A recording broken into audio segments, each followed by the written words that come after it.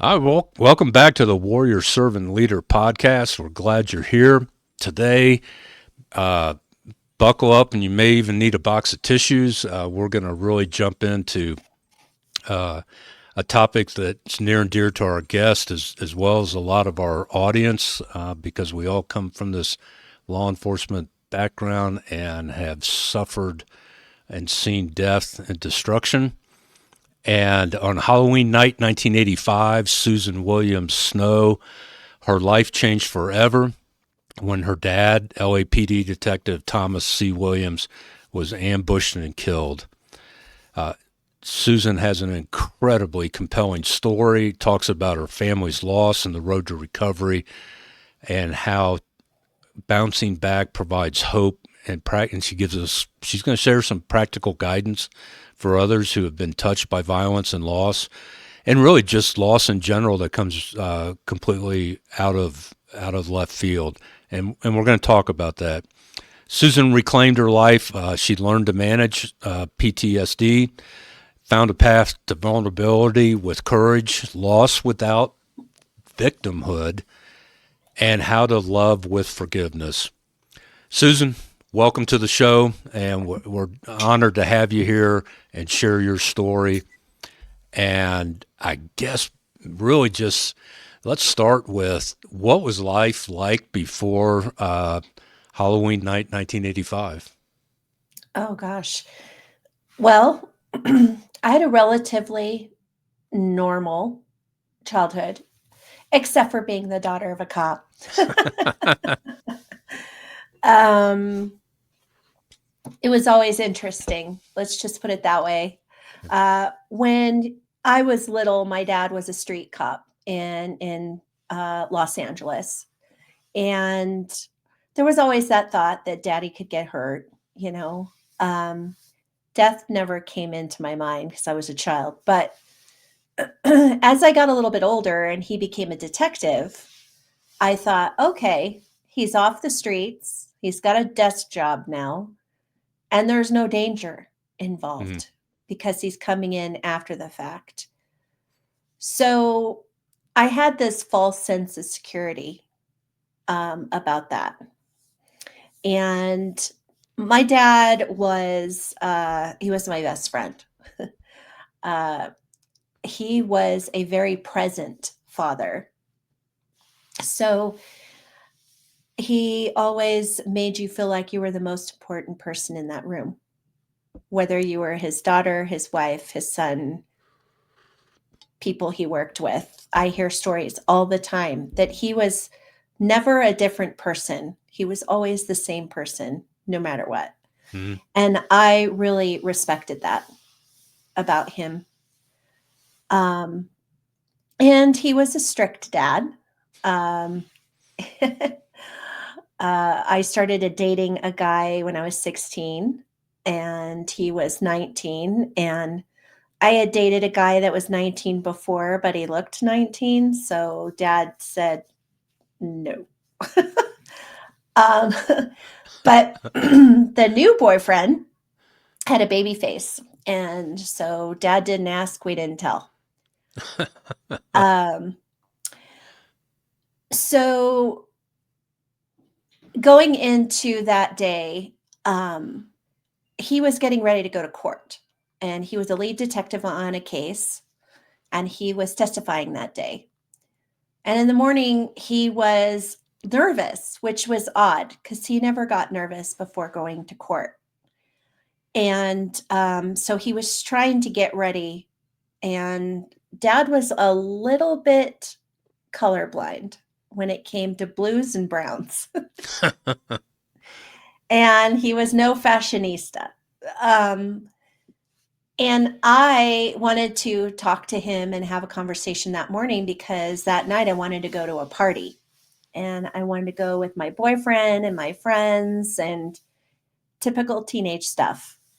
And so I thought, well, I'm going to help dad get ready and then, he'll let me go. But instead he said, nope, it's a school night and you can't go. um, so I left for school that day, kind of frustrated, you know, and The plan was that he was going to leave the courthouse and go to the school where my brother went to a church school, Faith Baptist, and he would pick him up from after school care. My brother was 6 at the time, and then he would come home, and my mom would be home, and at that point, I would be able to kind of schmooze them into letting me go.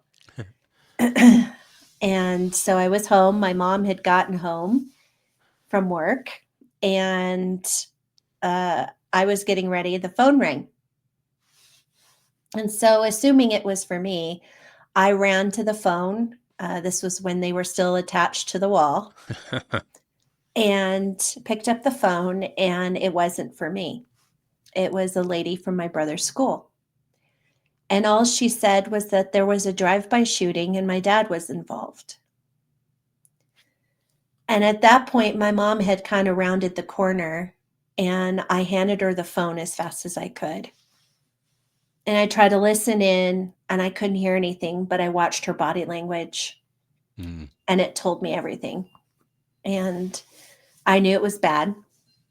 And she got off the phone and she said, "We're going to the school." So I said, "Okay." And we jumped in the car. It was about a 7-minute ride to the school. And the way that the school is set up is there's a parking lot in the middle, and the kids would get out on the back side of the school for after school care. And this was after 5, so it was dark by now. Mm. And when we arrived and parked, we headed towards the back of the school, and it looked like daylight because there were so many police cars and the lights. Mm. And there was an ambulance that sat in the road. And so we continued to walk towards the back of the school, and both of us caught my dad's truck on the side of, our peripheral vision. We saw it. Mm. And so we started to run towards the truck. As we got closer, we saw there was glass on the ground, and we rounded the corner, and there was his body partially covered up. Mm. At that point, my mom dropped to her knees and started to scream. And I just stood there, and I was not able to comprehend what I was looking at. And so what I did was I hyper-focused on the ambulance. And the conversation in my head was, where is everyone? Why aren't they helping him? Mm. Because my young brain was not understanding what was happening. Pretty quickly, 2 officers came and grabbed us by the arms, and they led us back into the school. And we went into one of the offices. And my mom got taken aside by some detectives, and I sat down, trying to comprehend everything that was going around. It was very, very chaotic that night. Mm. And I could listen in, and I heard these 2 ladies talking who worked at the school. And the one lady said that my dad was deceased. And in that moment, my world cracked. I wanted to Mm. jump out of that chair. I wanted to run out of there and run as far from it as I could get. But my entire body felt like I was filled with cement. I couldn't move. Well, And soon enough, my mom came up to me and she said, "I'm sending you with a neighbor." And I know there was a part of me that wanted to run out of there. However, there was that kid part of me that wanted to be with my family. And at this point, I didn't even know where my brother was. I didn't know if he was hurt. I didn't mm. know if he was in a hospital. I had no information whatsoever. And so my mom did. She sent me away to the neighbors. And the neighbor had known us for many years. I was friends with their daughter when we were really young. Mm. And as we approached into our neighborhood was usually very quiet. And now it was absolutely filled with law enforcement. There were police officers everywhere and the helicopters overhead. This was a huge story because there, in the annals of LAPD, there had never been an officer that was assassinated the way my dad was. So, of course, the media ascended as well. Mm. And as I was trying to process everything, which I was not, I was inconsolable at that point. And she tried to give me the support as much as she could. But all at that very moment, all I wanted was my boyfriend. And so I had her call him at work. And she didn't tell him a whole lot. Yeah. So he arrived and he met me at the door and he said, "Get your coat, get your get your jacket, get your purse. Let's go. What hospital is he at? Where's your mom? Where's your brother?" And I couldn't spit it out. I couldn't say the words. And the more persistent he got, the more I just blurted it out. Mm. And I said, "He's gone." And he said, "What do you mean he's gone?" And I said, "He's gone. He's not at a hospital." And my boyfriend had got to know my dad. So this was devastating to him as well. And he crumbled right in front of me. And so here we were, two kids, just trying to navigate all of this. And this was at a time in the mid 80s where there wasn't really a whole lot of talk about mental health. Mm-hmm. And there were no resources for kids, especially for teenagers. LAPD had systems in place to support the widows and the widowers, but they really didn't have anything in place to support the children. And so I kind of felt like I was on my own. Yeah. When we did decide to go back to my house, which was 3 houses up from where I was, Mm. I got the police officers were like, "Who are you?" Kind of Right. thing. And Right. I was like, "I'm the daughter." Um, and then of course their face would go blank and white as a ghost. And I would be able to float right past them. At that point, I walked into my house and I didn't recognize anyone that was, I mean, there were so many people in my house. And I could hear my mom in the distance, but she didn't even know that I had walked through the door. Mm-hmm. So I did what a kid does and I ran into my room and hid. And I didn't want to answer any questions. I didn't want to talk to anyone. Nothing. Yeah. And it was just me and my boyfriend, and we just hid in my room until he had to leave. And I just sat in there all night. I don't even remember going into the bathroom at that point. Like I literally Wow. sat in my room and I woke up the next day, looked out the window, and the police officers were still there in full force. And unbeknownst to us, we too were targets.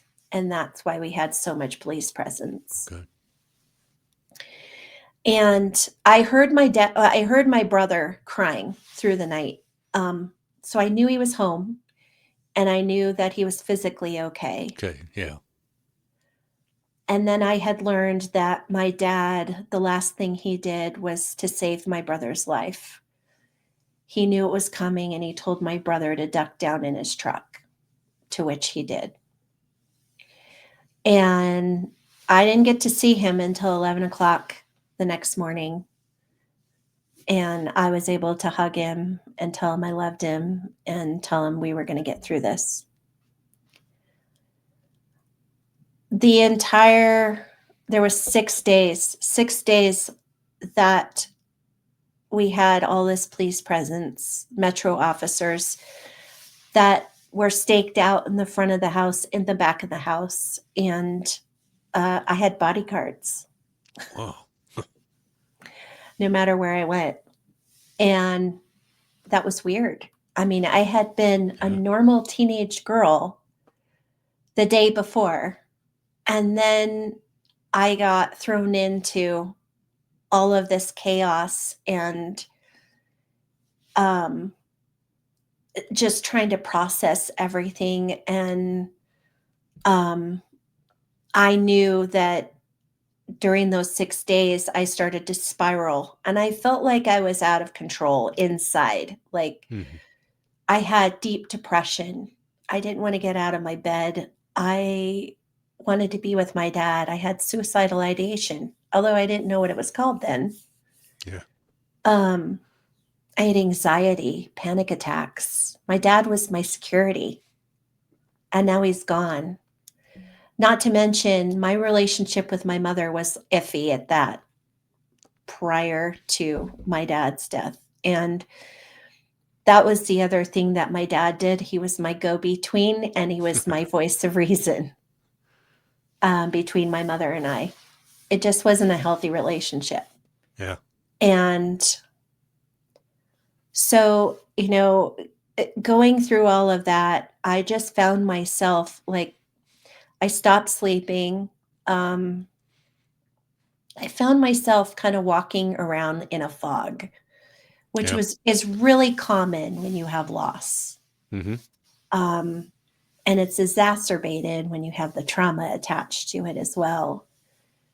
So at that point, I didn't understand what was going on with me mentally.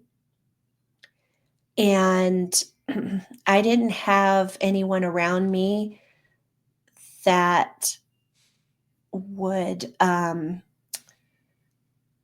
what I felt was would not understand, or Hmm. they would think I was crazy. Like if I had told somebody all the things I was experiencing, I thought they would just throw me in a loony bin and call it a day. Like she's nuts, like she's lost it. My friends tiptoed around me. Nobody wanted to upset me. Um, the adults around, same thing, stepped on eggshells. Hmm. Um, and my mom was dealing with her stuff. The widows, they have a lot. You're dealing with the trauma, you're dealing with the grief, and you're dealing with all of the other stuff that comes along with that. And so she was dealing with all of that, and my brother, obviously, since he was 6.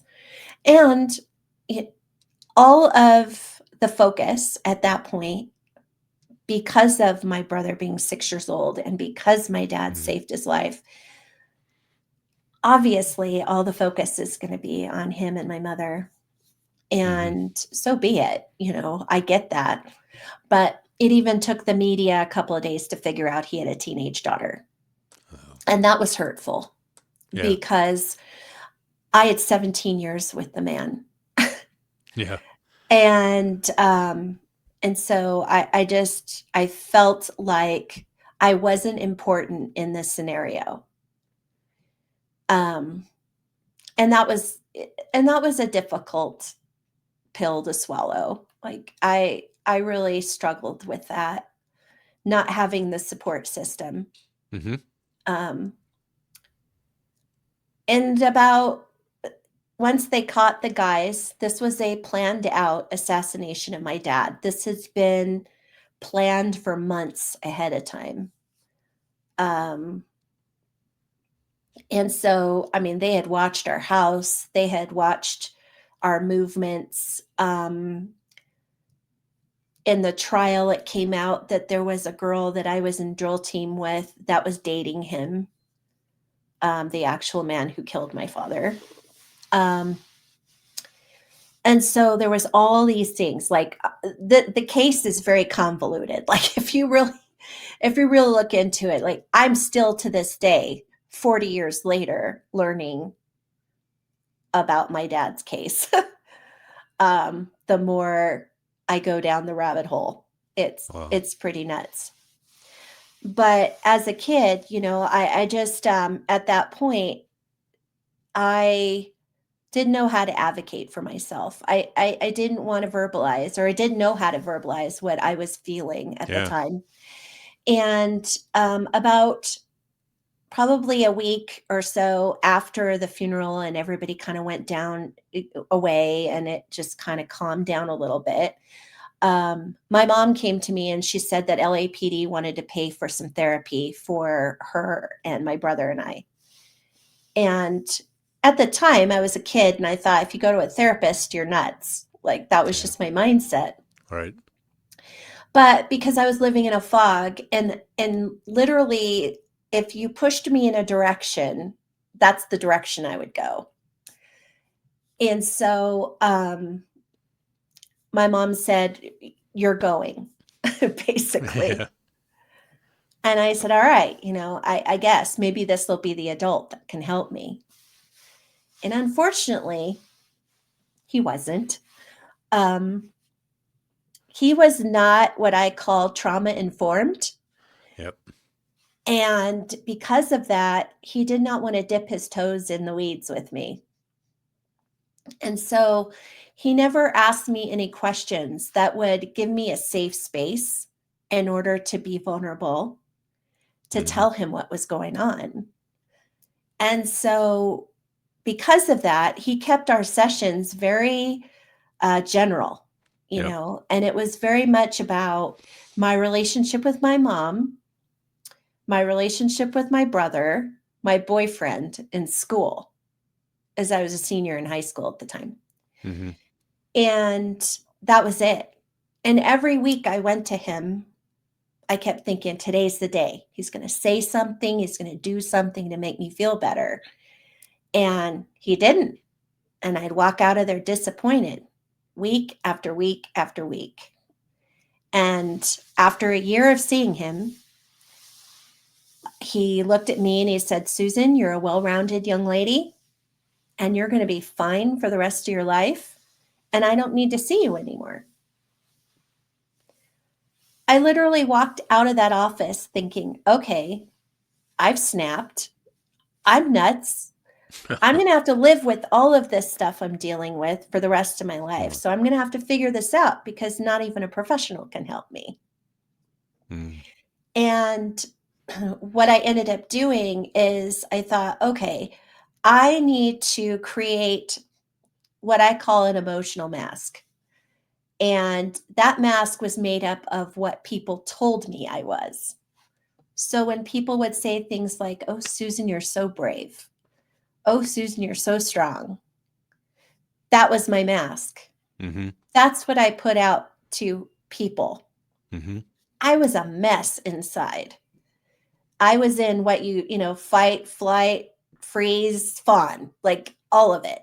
And that's what I put out. And what that did was it didn't allow me to see what was healthy and what was not. So I had friendships that were not really healthy for me. Um, I didn't stand up for myself. I let people run right over me. I molded myself to be the person that that person needed me to be, Right. even with my own family. So I was never myself authentically. I always pretended to be someone else. Yeah. And that's not healthy. No. So, and that was difficult, you know. I did things because of expectation as well. And I mean, my boyfriend and I got married. And even when we got engaged, people were like, well, it's about time because we had been together 5 years. But we Mhm. were nowhere near ready to get married. But that was the expectation.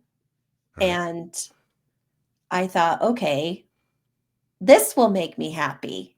So let's do this. Um, and don't get me wrong, it's not that I wasn't happy. It's just that I was unhealed at the time. Right. So I really wasn't living to my You were. full potential. Yeah. You were existing, not. I was Not. existing, Yeah. yes, and hiding, a lot of hiding. And I lived like that for 14 years of my life. Um, I got to a point, though, where I felt like I needed to leave Southern California. And he and I had been talking about it for a while. And we had visited Denver and fell in love with it. And we thought, if we ever get a chance, we're going to go to Denver. Yeah. And I was a hairdresser at the time, also an educator and like a platform artist for shows, trade shows. Uh-huh. And I got headhunted at the Long Beach Hair Show from a gentleman who had a company out of Colorado Springs. So that's how the universe works. And we thought, okay, it's time. I felt like if I left all that behind, nobody knew me in Colorado. Nobody knew my story in Colorado. I could literally distance myself. This is Mm-hmm. a ha ha because it doesn't happen that way. But I thought I could just leave all that behind and start a new life. Yeah. And so we had two small children now, and we moved here in 97, April of 97. And I was working on April 20th of 1999 in a salon that was very close to Littleton, Colorado. And I was doing a client's hair. I put her under the dryer, took a break, went into the back room, turned on the TV, and up popped the live coverage of the Columbine shootings. Mm. And as I stood there and watched it, I had a visceral reaction. I had flashbacks. Mm-hmm. I started to turn pale white. I knew I was going to have a panic attack. I Mm. could feel it coming. And my colleague kind of looked at me like, what the heck is going on with you? Because you don't live there and you don't have kids old enough to go there. So she was confused. And remember, I was told I was going to be fine for the rest of my life. Mm-hmm. So I didn't understand what was happening to me. But what I did was what I always did. I put that mask back on. I went out. I told myself, this has nothing to do with you. And you're going to feel better tomorrow. Like I lied to me so badly. Yeah. And went ahead, finished my day. Everybody around me was just a mess. You know, there was anger and tears and sadness and all this because a lot of these people lived in Littleton in the community. Yeah. And so I left that day, went to my car, and driving home, everything came flooding back. Everything came flooding back. And this time it was worse than the first time. Mm-hmm. I stopped sleeping. I felt myself go deep into depression. I literally felt like I had fell through the floor into a cavern, a dark cavern, and I just didn't know if I was going to be able to get out of it. Mm.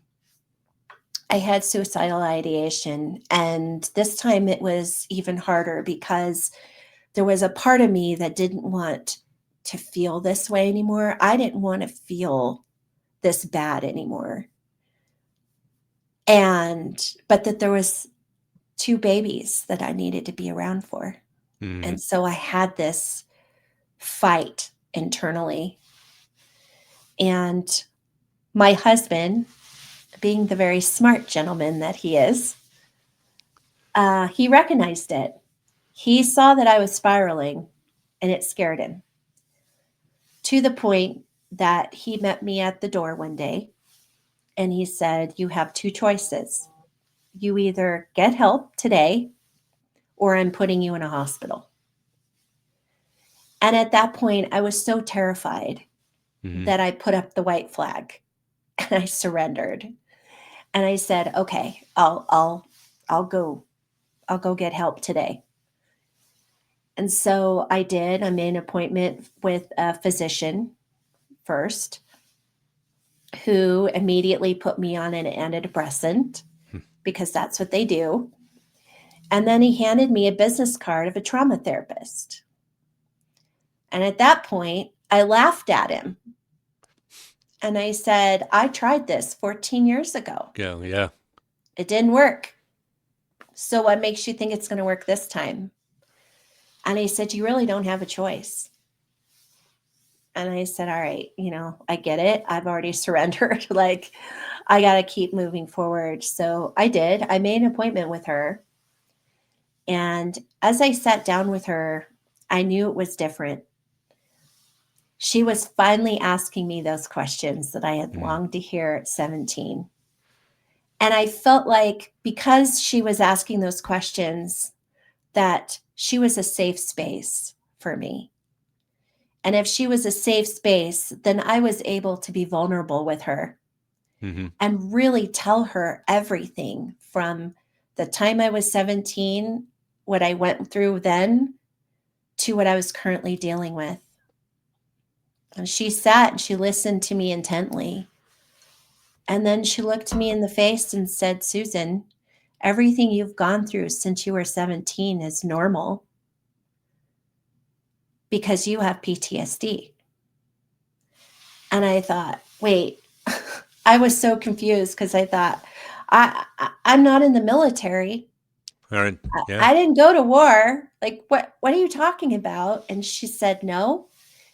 She said, anyone who goes through anything traumatic can experience PTSD.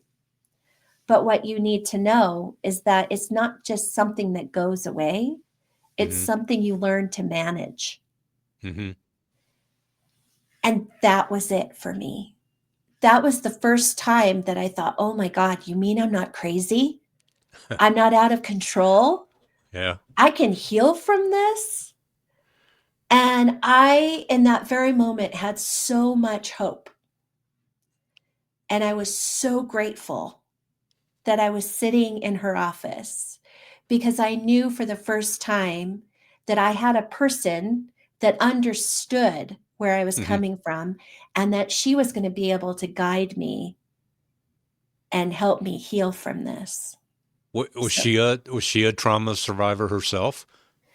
she Did really didn't go into that okay. privately, but I have a feeling she did. And I was very lucky because she was also kind of ahead of her time. Uh-huh. So she would utilize modalities that were just now getting into recognition Yeah. for PTSD. And so I was kind of her guinea pig. Did she And I did was she, okay with it. did she was she on the front end of EMDR or She did not do that with okay. me.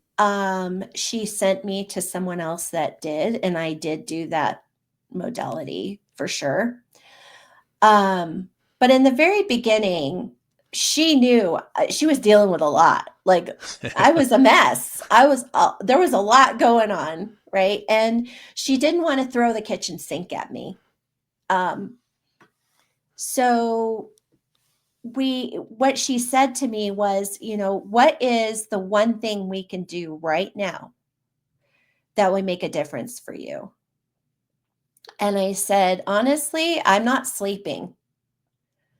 And, I have brain fog. I'm not sleeping. And she said, well, why aren't you sleeping? And I said, because the minute I know it's dark outside, I start getting anxious. Right. And then I lay my head down and I close my eyes and I picture that night. And then it takes me a dark place and I wake back up again and I can't go back to sleep. So she said, okay, we're going to address that. That's what we're going to address. I said, okay. And she said, let me ask you something. Have you ever thought of journaling? And I kind of looked at her sideways and I said, I don't know what you're talking about. And she said, well, journaling helps you to get all of the stuff swirling around in your head out. So some people like to write it out. Mm-hmm. Some people use art to do it.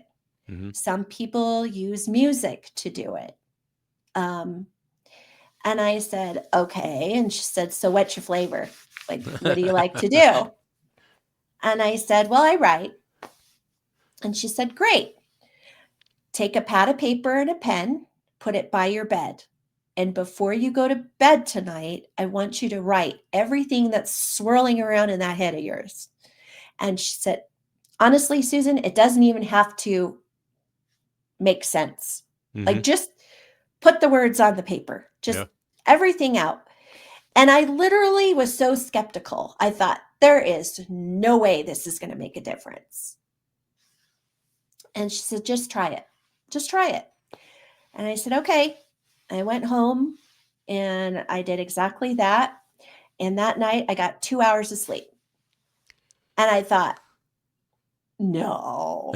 And the next night I got more sleep. And by the third night, I was sleeping like a baby. I woke up the next morning and it was daylight. And I thought, what just happened? Yeah. Like, what just happened? And so I did. I went and saw her the next week and she said, how did it go? And I said, I've been sleeping for 4 days. And she said, that's fantastic. Keep going. And I said, all right. And so, something so small.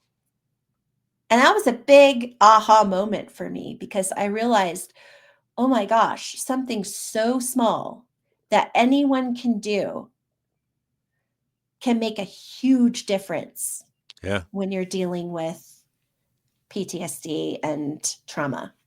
Yeah. Um, and then the next things we went into were the panic, the anxiety, regulating my nervous system. Mm-hmm. Because if your nervous system is all kinds of whacked out, like you're all over the place. You can't think straight. You're Right. not going to make good choices, good decisions. So um, we started talking about breath work, and Yeah. even breath work back then was very on the cusp, you know. But she taught me breath work and utilizing that to regulate my nervous system. We talked about grounding techniques and we went into tapping techniques as well and utilizing. Um, we just evolved into utilizing affirmations to retrain my thought Mm-hmm. process. Mm-hmm. So it was a process, but at the time, it was just like, okay, we just tried different things. And I tell people all the time, there's no one size fits all. Mm-hmm. Everybody's trauma is different, which means every person's modalities are going to be different and everybody's journey is going to be different. Mm-hmm. So, you got to keep that in mind and try different things. And if they work for you, great. If they don't, move on. I feel the same about therapists. I feel like your therapist needs to understand your type of trauma Yeah, absolutely. because the only way that's going to happen is that you're going to have that safe space, like I did, that safe space that allows you to be vulnerable. Yeah. And let's face it, your relationship with your therapist is very intimate. It's a very intimate relationship, and you have to have that trust. Yeah. So, that if you're not able to be vulnerable with that person, your healing isn't going to happen. Absolutely. It sounds like I'm in the middle of reading Chris Voss, uh, famous on the cutting edge of hostage negotiations for the Mhm. FBI back, in the earlier part of the 21st century. And one of the aha moments for me, which I'm hearing you say it in a different way, is Mhm. we all crave for safety, security, prosperity, and control. And trauma attacks all four of those Yeah. arenas. And that the and one of the biggest of the four is control. That when you feel like you've lost control of everything, including your safety, including your security, including your prosperity. And I've had panic attacks from some stuff I went through on the job. They're scary, Mhm. mine was in a parking lot at a movie theater, getting ready to pick up my daughter and her girlfriends after a movie, and I'm driving a full size conversion van, having a full Uh-huh. blown panic attack. So Yeah. I hear that message that you're sharing is that was your aha. Was that like your turning point? Yeah. And then so how'd that grow? What would that turning point turn into to where you are today? Well, I think for me, as I was kind of collecting these modalities, you know, th this was my tools, Mm-hmm. and it was something that follows me. I still do those modalities today. I still utilize them today. Um, and I've had to for multiple reasons, I'll give you an example. When we had the shootings in Boulder Mm-hmm. and that officer was killed, Mm-hmm. um, for me, I step away from it. I don't watch the news. I don't immerse myself in that. Obviously, I am so empathetic for the family, and that saddens me, and I know that feeling. Um but at the same time, I know for my own mental health, I need to step back Yeah. from it. What you recognize your triggers, I do. and you minimize exposure to the triggers, not because you don't care, but because it's in your best mental health interest, so that you can live in the presence and be there for other people Yeah, without being immersed in their right. trauma and taking it on yourself. Exactly. So, I thought I had it handled. I mean, Yeah. I didn't watch the funeral, I didn't my mom immersed herself. That's the difference between her and I. My mom immersed herself in it, and I did not, and I thought, "Okay, I'm proud of myself, like, I did this," and I went to the store, and it was the same chain, Yeah. here in Castle Rock, Mm-hmm. and as I walked in the door, they had a memorial, Mm. to all of the victims of that shooting, and I looked at it, and I acknowledged it, and then I just kept walking by it. Well, by the time I got to the 3rd aisle, I started to feel the tingling in my fingers, Mm-hmm. and I thought, "Uh-oh." I Shortness of breath. knew it was happening, and people were Yep. starting to look at me, and I thought, "Okay, I'm not gonna shoot up the place." Like, I'm just, I'm trying to keep my composure as much as I can, and I quickly went, um, bought my stuff that I had already had, and got out of there. Yeah. I went into my car, and I immediately started to utilize my box breathing Yep. techniques. Yeah, And explain that because a lot of people because I'm trained. We call it combat breathing. Uh, yeah, the box breathing. How that holding works it for you? Yeah, 4 in, 4 out, and all right. that. It Yeah, really does it does. it calms you. Breath work is probably one of the most important things you can do to Uh, regulate your nervous system besides sticking your feet in grass. Like, it is really important, and I think more people should be taught that technique.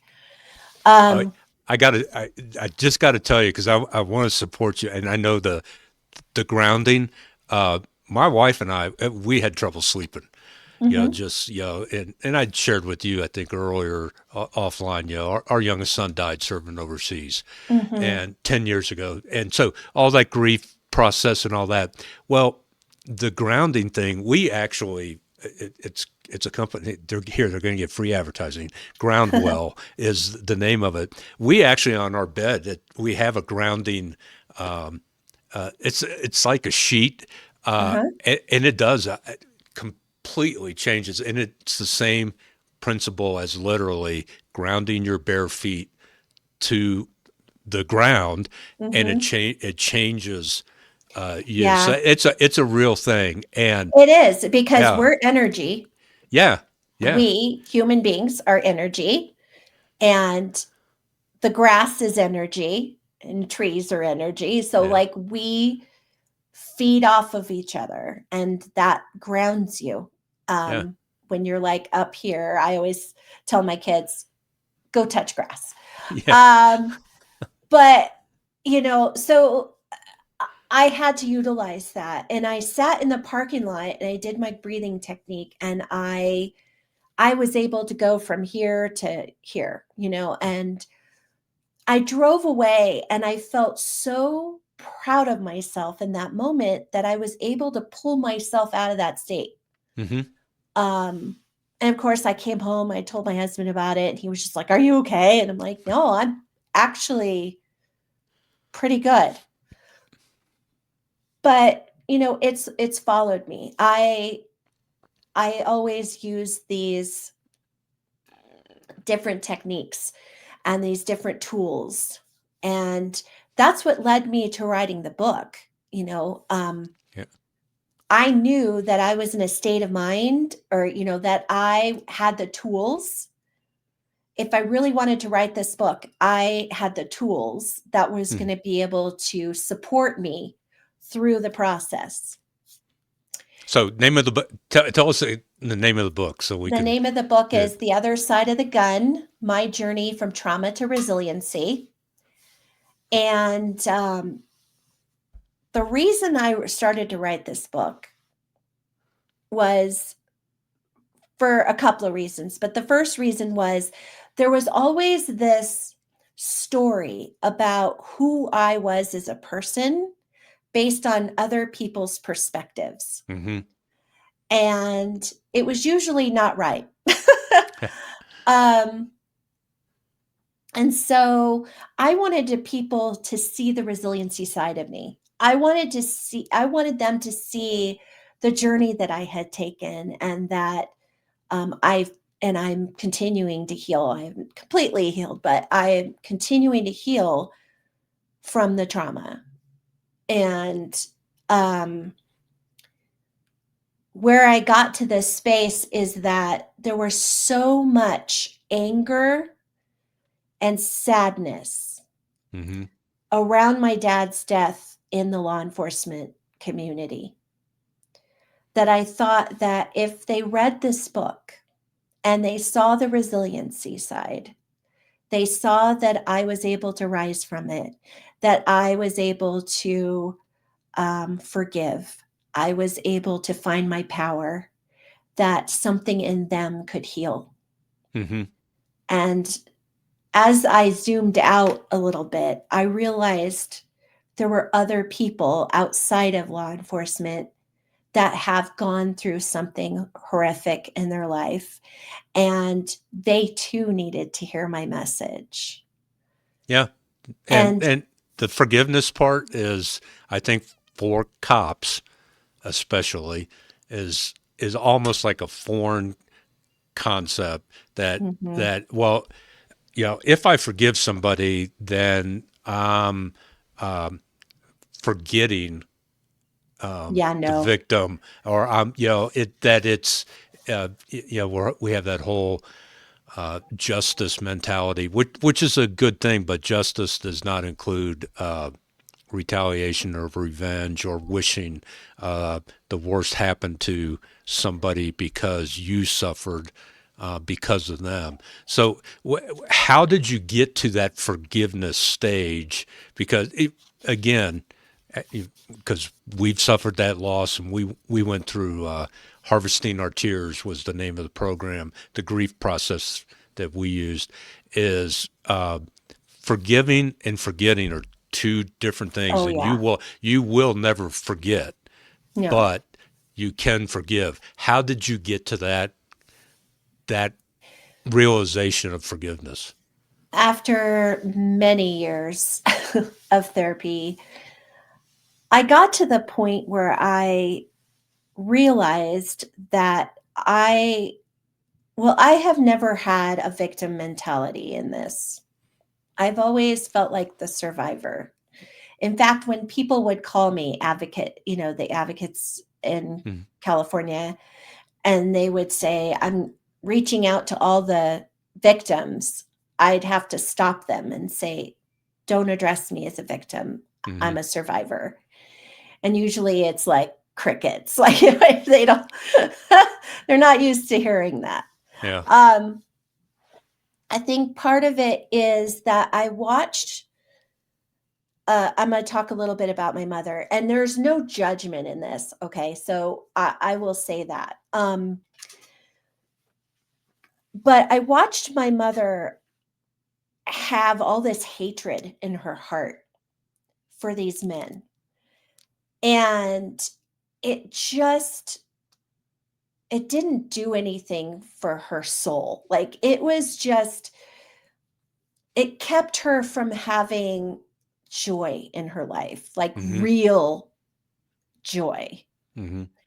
And I thought, I cannot let them do that to me.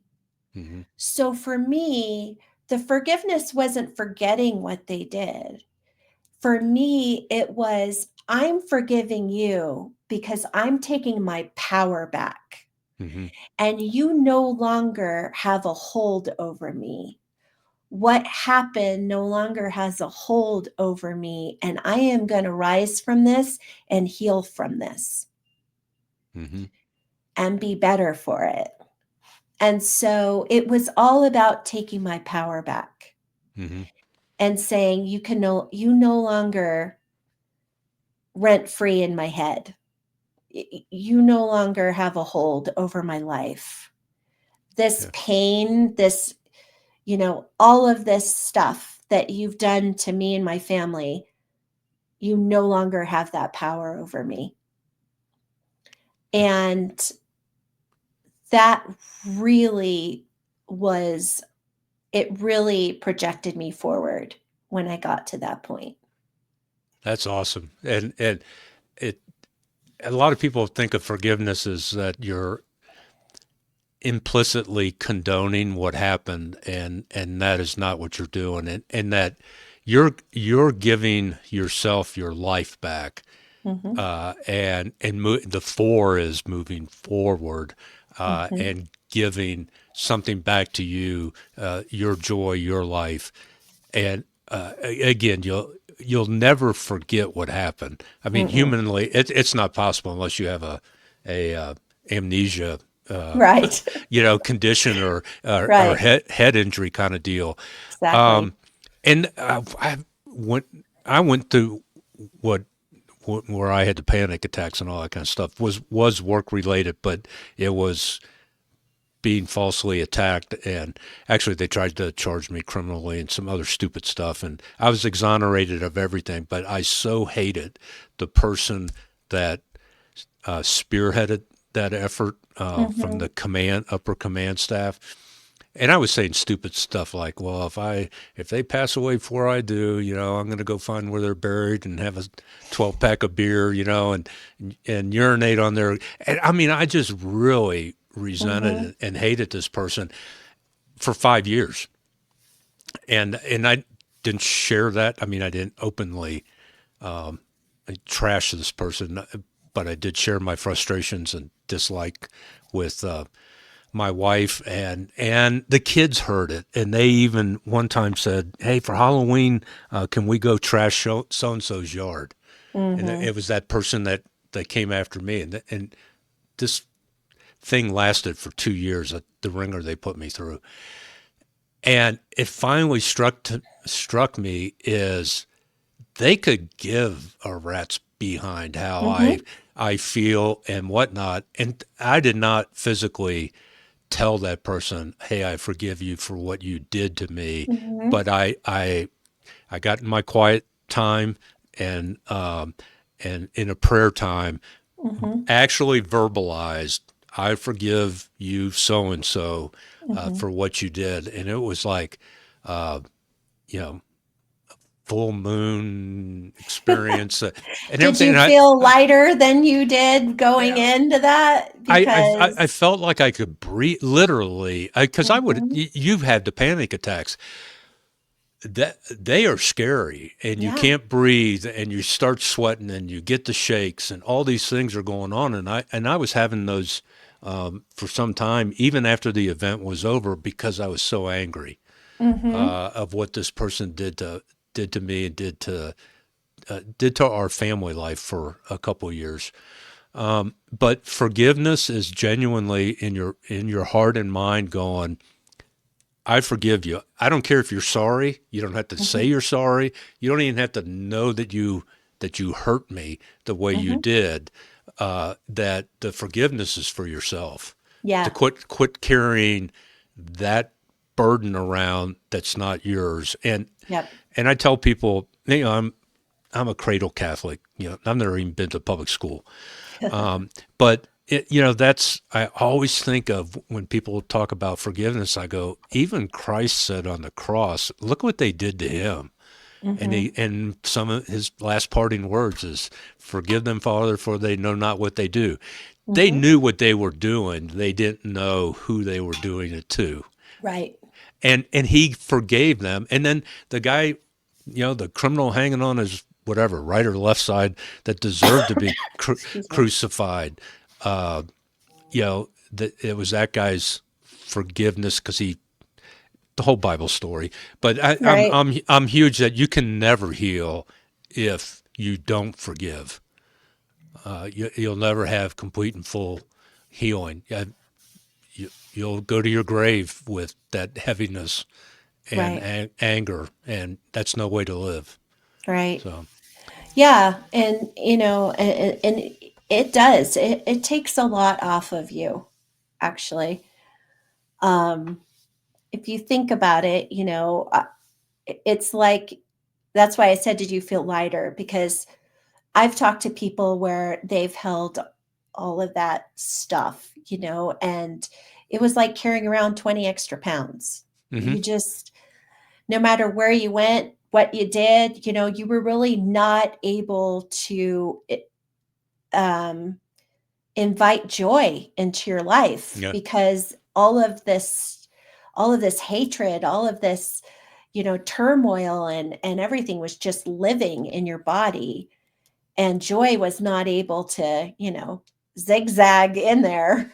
yeah, And so when you let go of that, that's when you are able to really feel joy and feel lighter. I feel like my light was lit. yeah, I was like, okay, I can be who I want to be for the first time in my life. Like, I don't have to have this hold me back from doing anything, saying anything, being the way that I am. And that was freeing for yeah. sure. It's like getting a fresh set of batteries in your flashlight. It's like, Yeah, man, I can see exactly. clearly now, kind of Exactly. deal. But I feel Um, like that about mental health as well. And mm, I will tell you that, I'm very happy that mental health is becoming a conversation in law enforcement. mm, Whereas I know when I had conversations with my dad, and you probably will understand where I'm coming from. My dad would say things to me like, well, if we saw something or dealt with something that was really intense, if we sought help, we were chastised. right. We were seen as being weak. There is a machismo hmm situation, and and so what you end up doing is you start getting really good at compartmentalization, mm and we're human and we can Right. only compartmentalize for so long. We call it suppression. Yes. Yeah, compartmentalizing is a genteel way of saying you are intentionally suppressing Yes. stuff, and eventually it's kind of like I make my own kimchi, Uh-huh. and if when you're fermenting it, if every in the first 5 days, it's about every day and a half you have to unscrew the top and let some of that pressure out. Uh-huh. Otherwise, if you don't on that fifth day and you open it because you want to have some of it, it just blows up all over the kitchen. Yep. And so, yeah, you're compartmentalizing all the kimchi stuff into a jar until Hmm. the lid on that jar comes off. Oh, for And sure. and, and that's the explosion that happens if Right. you don't have a healthy way of dealing with stress and trauma and regret and disappointment and all those kinds of things. Well, and I think that that's a conversation definitely that needs to be expanded in law enforcement as well. Mm, I have spoke to many retired police officers and detectives, and they've all said the same thing because after they left the department and they left the job, they were losing friends to hmm suicide. And one of them that one of the gentlemen that I had talked to, he had lost so many friends to suicide that it was really affecting his mental health. And he sought help for the first time in his life. And he thought, as he started to find himself, he said, "Oh my God, why didn't I do this sooner? Because maybe my marriage would have lasted. Maybe I would hmm have been a better dad. Maybe I would have been a better partner to my partner. Maybe, maybe." And there was a lot of regret in that hmm conversation. And, um, so I feel like, it's the hardest job in the world. It really is.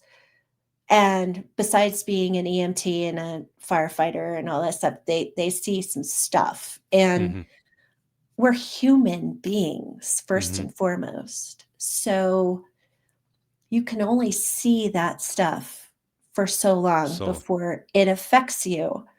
And so all of these conversations that I've had with vets as well, hmm because they tell me, once they leave the military, the first people to come after them is law enforcement. right. And I had a gentleman that specifically said to me, and I was blown away by this, but he said, honestly, when you're in the military, you're taught to kill. That's what you're taught. Right. And he said, we're not taught to de escalate.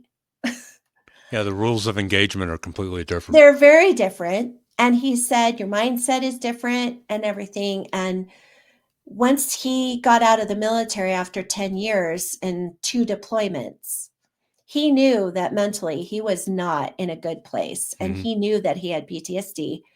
And he knew that the 5 different departments that came after him, he had to tell them, you don't seem to understand. If you give me a gun and a badge right now, in the mindset that I have, hmm things are not going to go well. It's not a good recipe. It's a Right. recipe for disaster, is what he said. And I thought, wow, I had no idea. Um, and so, that gets back to the mental health thing too, is that I feel like in talking to these men and a couple of women that I've had conversations with, I feel like the mental health conversation needs to happen before they even enter the academy Oh, yeah. It should because be part of the screening process. To, and to, I know there is some, but it's but it's nothing. yeah, it's nothing. And the job isn't for everyone. Just like any other job, there's no judgment in it. It's Right. just there's not. So if you are dealing with severe PTSD, like you need to deal with that before you move on to another career that puts you in a highly stressful situation. Sure. And so, when I was honored to go back and talk to LAPD, their delegates.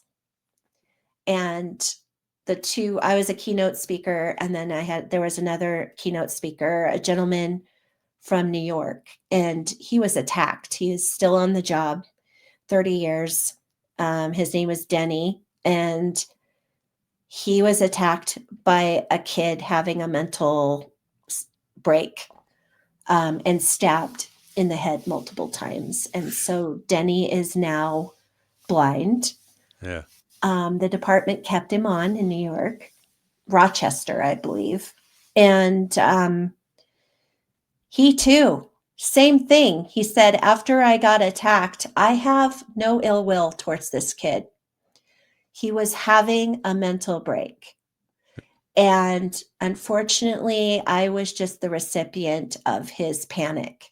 Mm-hmm. But he said, they made me go see a therapist. They Yeah. made me do it. And he was talking to the delegates, and he said, let me tell you something. I regret not doing that throughout my career. I regret it.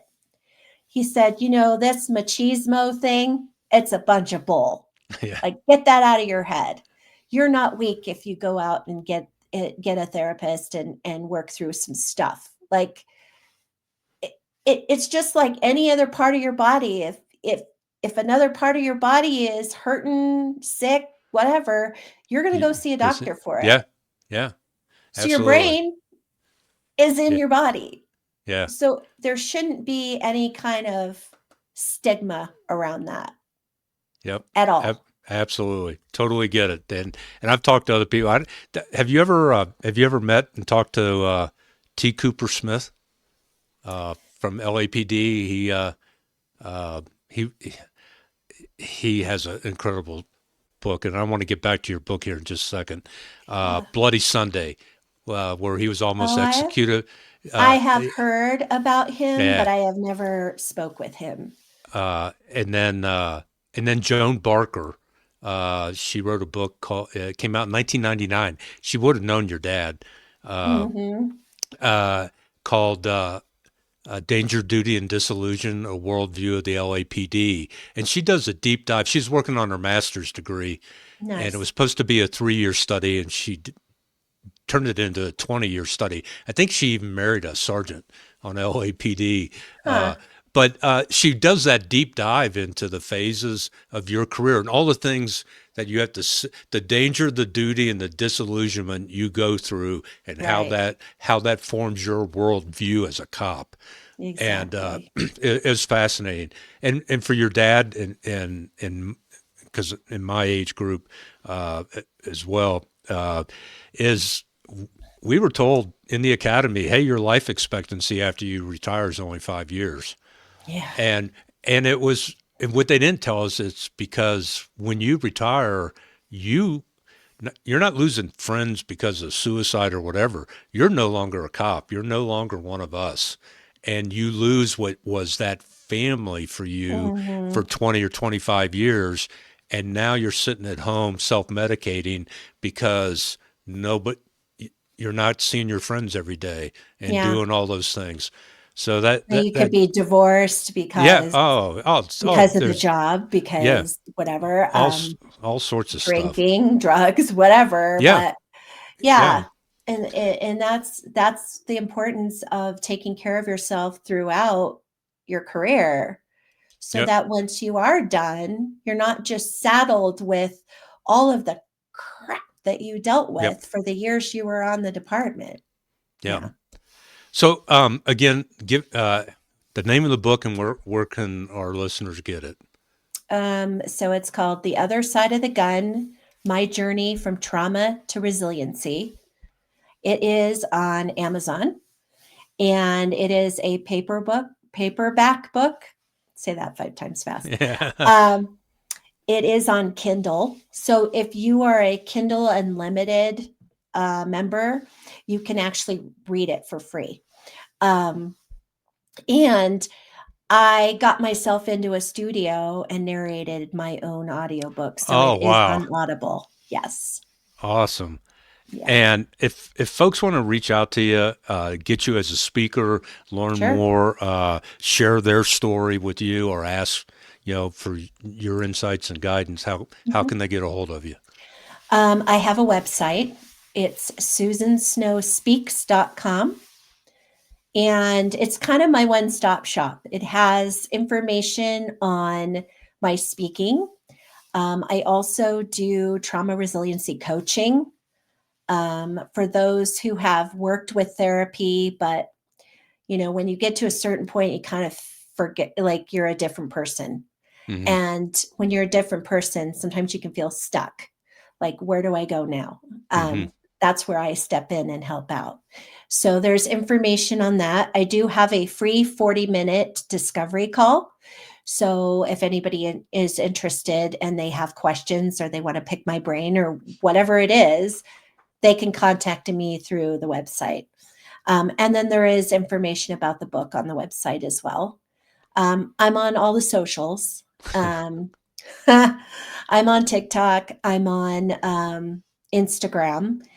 I have a lot of people that will message me through Instagram. So Okay, is it all Susan Snow it speaks or it? my Instagram is Susan_Snow 1, Okay, and my TikTok is Susan Snow. okay, awesome. Um, Final parting thoughts. A lot of podcasters. Oh, what's the best advice or whatever? It's like this is open mic night right now. What's whatever you want. What would you like the final walk away thoughts to share? Absolutely. Well, the number one thing that I always tell people is that you're not alone. You're not alone, and there Hmm. is hope. You can heal from anything that you've gone through. You just have to make the decision to do it and do it for you, not for Yep. anyone else. You do it for yourself. And what happens is once you start to heal, the people around you start to heal. It's a ripple effect. The second thing that I always tell people is, like I said, your healing is your healing. It's not your therapist's healing. So make sure that your therapist knows the type of trauma that you've gone through and that they specialize in it. There is no reason why you can't interview your therapist Hmm. and and ask them those questions. Make sure that they understand your type of trauma, because that way you will have a safe space and you will be able to be vulnerable and the healing will happen. And the third part is that remember that once you've done the healing, um, the freedom of not having that hurt and that pain hanging over you is priceless. And you can have the life that you've always dreamed of having because of that. Awesome, awesome, Susan. Thank you so much for being here, sharing your story. For the listeners out there, reach out to Susan, especially if you want some additional information or you're in that place that she was in and you need that. She said you're not alone. So reach out to her. If you know somebody that needs to hear this message, by all means, share Susan's info, share this podcast, and together we can all heal and move forward. So I always wrap up the show, Susan, with this final thought on our end is remember to always strive to do the right thing at the right time, the right way, and for the right reasons. Until next time, love you all and see you next Tuesday.